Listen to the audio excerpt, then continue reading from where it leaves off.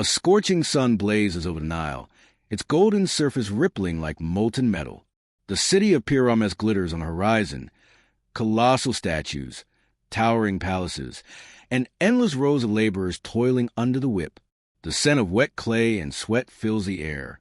Egypt is at the height of its power, its borders stretching from the deep south of Nubia to the edges of the Levant. At its center stands a man whose word is law, a man believed by his people to be more than mortal, the Pharaoh, the living god. But far from the splendor of the royal court, in the dusty quarters where slaves dwell, a different story is unfolding, a story that will shake Egypt to its core. Among the Hebrew people, descendants of the prophet Jacob, or Jacob, life is marked by relentless oppression. Generations earlier, they had come to Egypt during the time of Yusuf, Joseph, son of Jacob, who rose to power in the court of a previous Pharaoh and saved Egypt from famine. But now, centuries have passed. The memory of Joseph's favor has faded, replaced by suspicion, fear, and hatred. The Hebrews are seen as outsiders, a growing, alien population in the heart of Egypt. The Pharaoh of this age looks upon them not with gratitude, but with dread. Their numbers multiply rapidly. Their communities thrive even under hardship, and the king fears that in the event of war, these Hebrews might side with Egypt's enemies. So a policy of ruthless control is enforced. Taskmasters are set over them.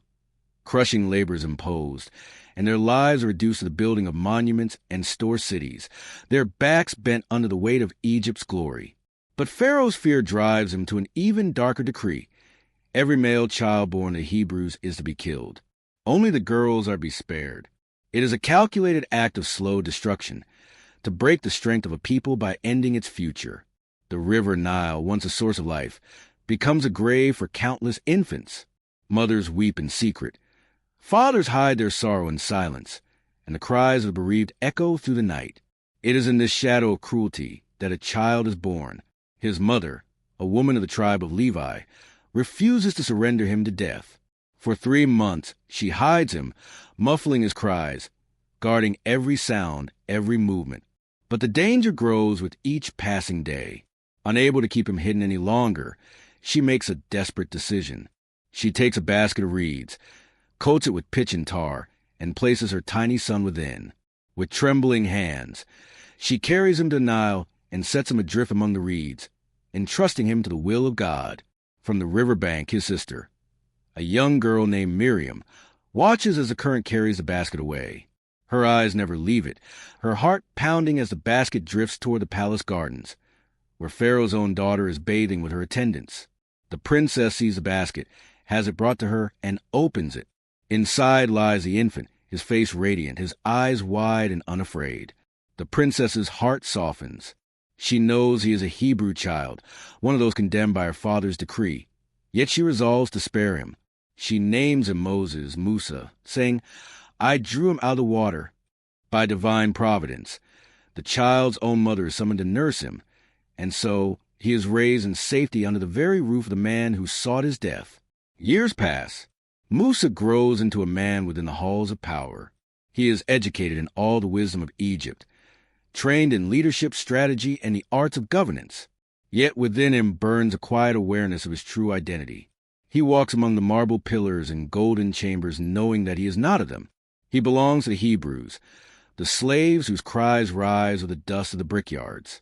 One day, while walking among his people, he witnesses an Egyptian overseer beating a Hebrew slave. The man's blows are merciless, his cruelty unchecked. Something snaps within Musa. Looking around and seeing no one else, he strikes the Egyptian, and the man falls lifeless to the ground. Shock floods through him. He hides the body in the sand, but the act cannot remain hidden. The next day, he intervenes in a quarrel between 2 Hebrews, but one turns on him and says, "Who made you ruler and judge over us? Will you kill me as you killed the Egyptian?" Fear grips Musa. The matter has become known, and soon Pharaoh will hear of it. In the palace, whispers grow into accusations. A royal order for his death is given. Musa flees Egypt.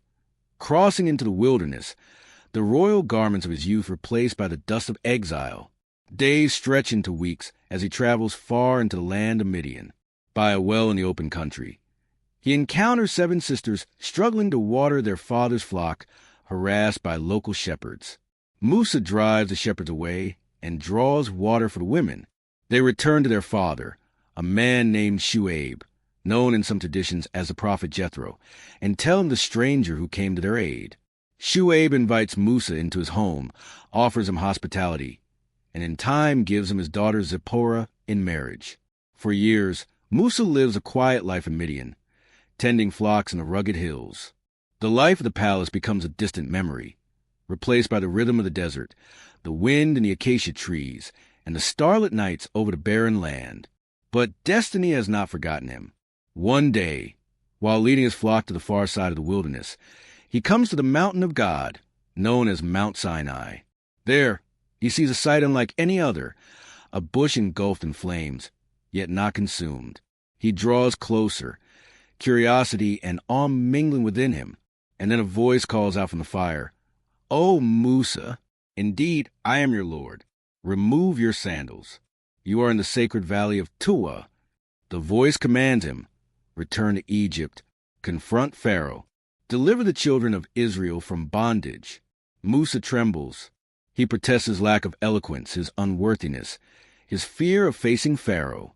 But the voice reassures him, grants him signs, his staff turning into a living serpent, his hand shining with radiant light, and promises that his brother Harun will aid him. The desert wind howls across the rocks as Musa descends from the mountain. Behind him, the fire still burns in the bush that is never consumed. Before him lies the long road to Egypt, to the court of the most powerful man on earth.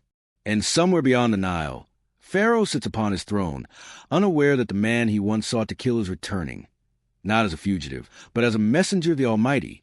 The sun sets over the wilderness, and the sands whisper of a coming storm. The Nile flows broad and unyielding, its waters carrying the lifeblood of Egypt's empire. In the palace of Pyramus, Pharaoh sits upon a throne of gold, flanked by carved lions and walls painted with scenes of his victories. His word is law. His image is worshipped in temples, and he is surrounded by priests who proclaim him the son of the gods. Yet the man who now approaches his court is no courtier, no foreign envoy seeking alliance, but shepherd from the wilderness, clothed in simple garments, carrying nothing but a staff and the unshakable certainty of a divine command. Musa enters Egypt with Harun by his side. The years of exile have hardened his resolve, but the weight of his mission presses upon him. He knows the danger he faces. Pharaoh is not merely a ruler. He is a man who has never heard the word no without answering it with death.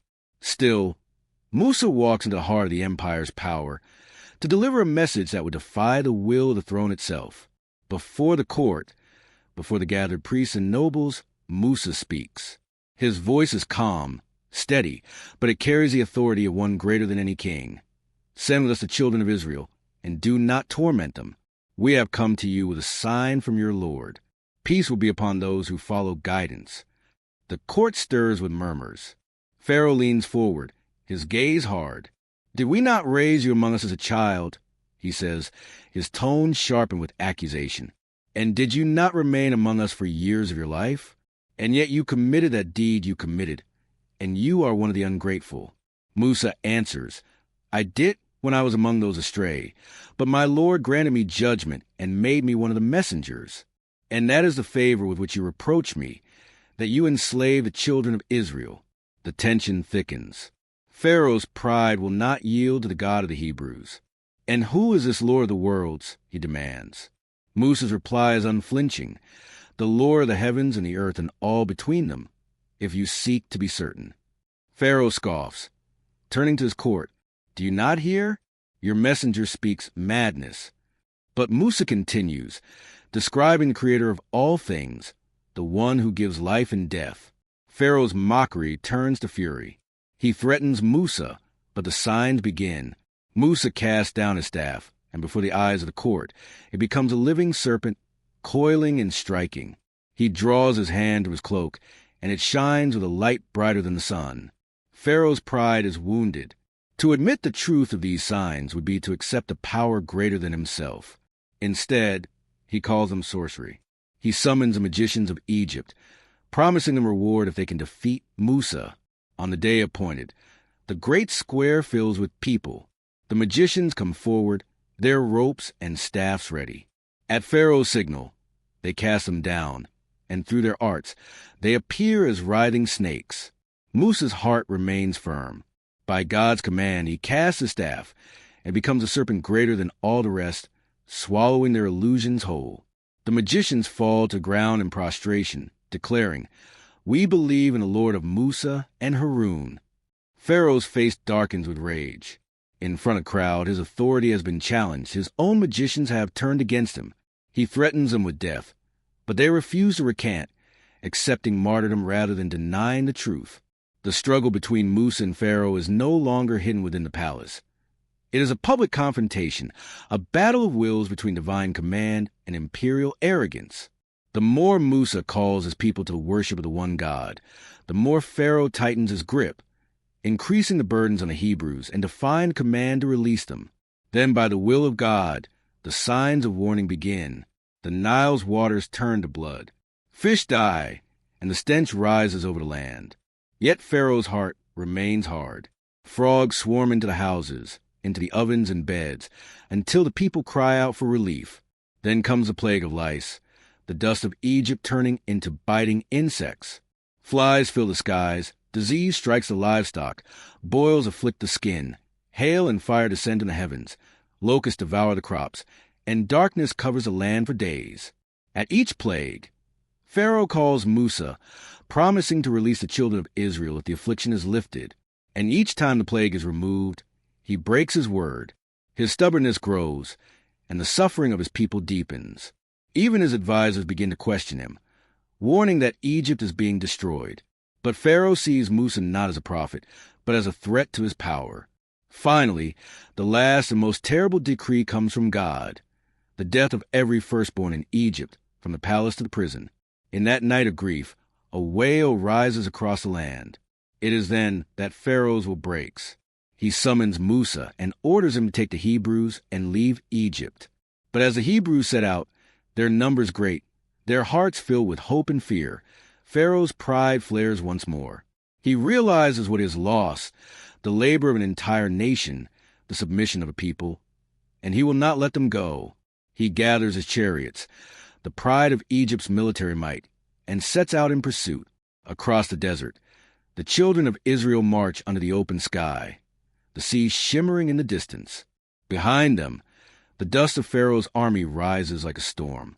The people cry out in terror, "We are overtaken." Musa answers with a voice that cuts through the panic. "No, my Lord is with me. He will guide me." The chariots draw nearer, their wheels flashing the sun, the roar of hooves and shouts of soldiers filling the air. Before them lies a vast sea, behind them the might of Egypt. There is no escape in sight, only the choice to stand or perish.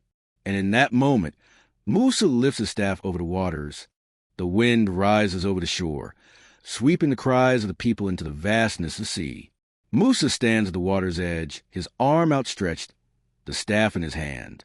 By the command of God, the impossible begins to unfold.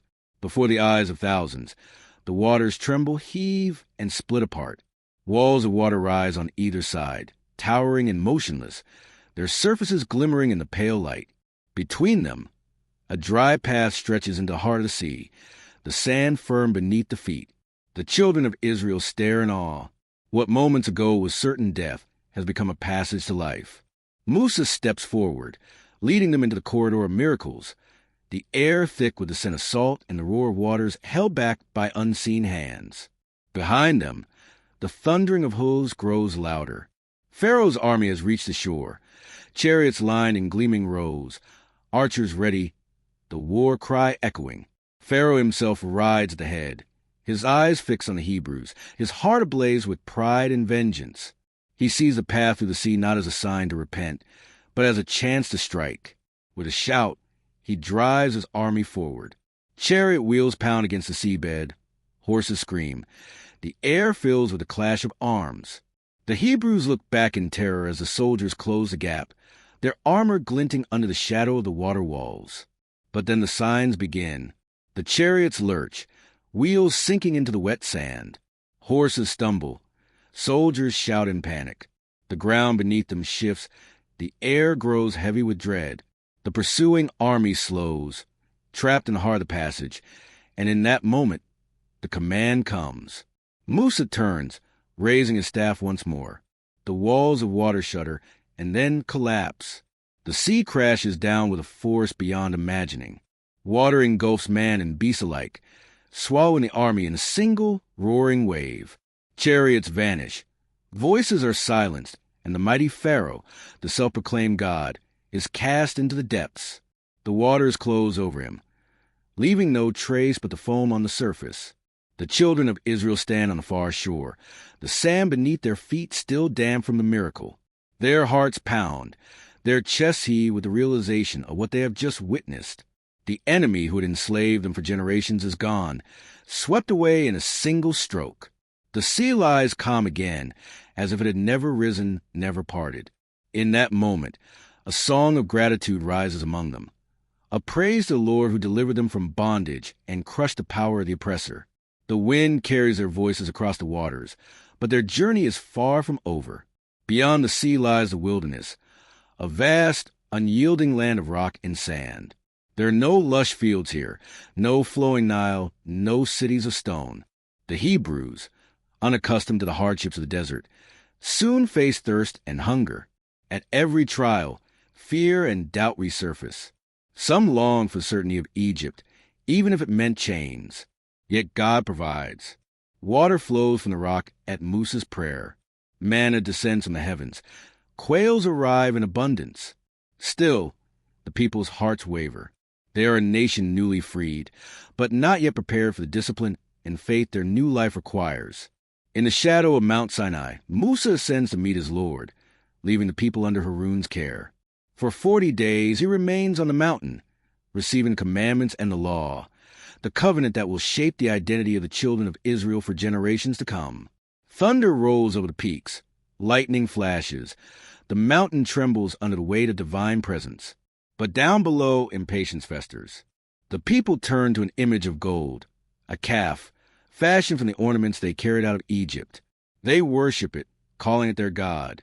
Harun warns them, but they persist, their hearts swayed by what they can see and touch, forgetting the one who had split the sea for them. When Musa descends and sees what has happened, his grief turns to fury. The tablets of the covenant crash from his hands, shattering on the stones. He turns to his people with words like fire, rebuking their betrayal. The golden calf is destroyed, ground to powder and cast into the water. Those who persist in rebellion face judgment, and the camp is cleansed of its sin. Yet the journey must continue. Through the wilderness they travel, years marked by trials, lessons, and the shaping of a people who must learn to rely not on kings or armies, but on their Lord. But even as the Hebrews press on toward the land promised to their forefathers, Musa's own path draws nearer to its destined end. His mission, vast and perilous, is not yet complete, and the final chapter of his life holds one last meeting, one last test, and one last glimpse of the promise he will not himself enter. In the distance, the mountains rise, their slopes bathed in the light of the setting sun. The air is heavy with the weight of all that has been and all that is still to come. The years in the wilderness carve deep lines into the faces of the people, but they also forge in the resilience of a nation that has learned to survive without the shadow of Egypt's palaces. Musa continues to lead them, guiding, teaching, and warning. Yet his heart bears away their repeated lapses into doubt, fear, and disobedience. They have seen the sea split. They have tasted food sent from the heavens. They have heard the thunder of God's voice at Sinai.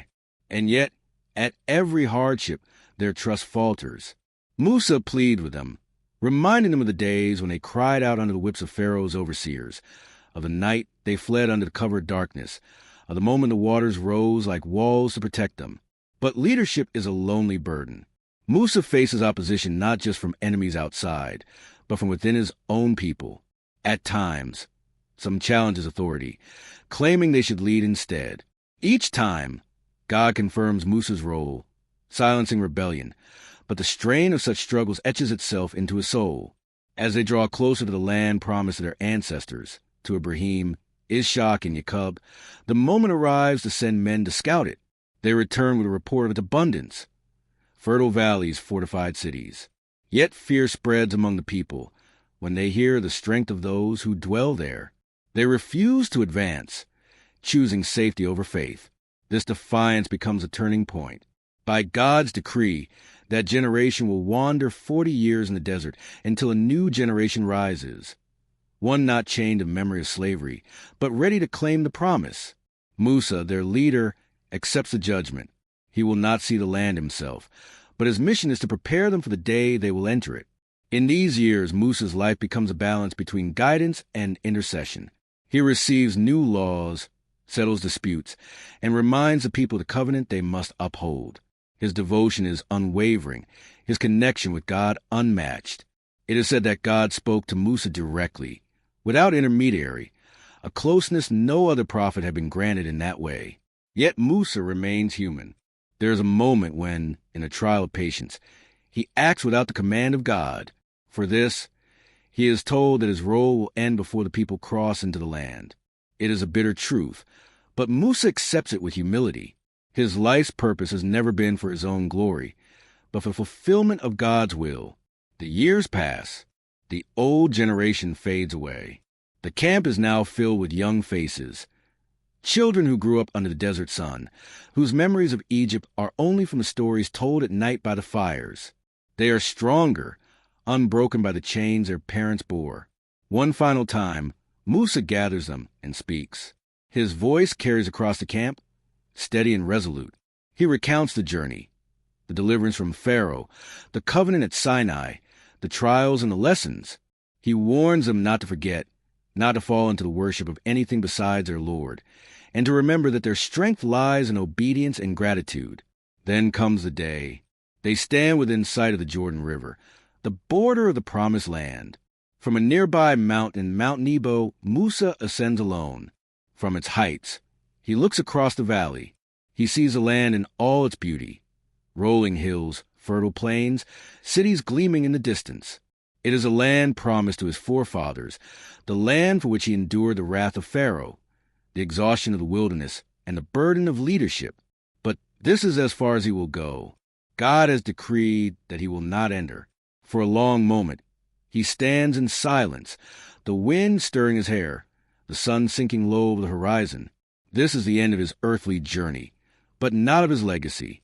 Somewhere beyond those hills, the descendants of the man who once defied the mightiest empire on earth will build their homes. They will carry his story, the story of the child drawn from the river, the man who stood before Pharaoh, the prophet who split the sea. Musa's life closes not in defeat, but in completion. His mission was never about stepping into the land himself, but about ensuring his people would reach it. He leaves them on the threshold, their hearts prepared, their path clear. The wilderness is quiet. The roar of the sea, the cries of Egypt, the murmurs of rebellion, all have faded into the past. The story of Musa and Pharaoh has ended here, but its echoes will resound for generations, a reminder to every ruler and every nation that no throne, no army, and no claim to divinity can stand against the will of the one who rules over all creation. And far away, the Nile still flows past the ruins of Pharaoh's monuments, silent witnesses to the fall of the man who thought himself a god, and to the triumph of a shepherd who walked with God's command in his heart.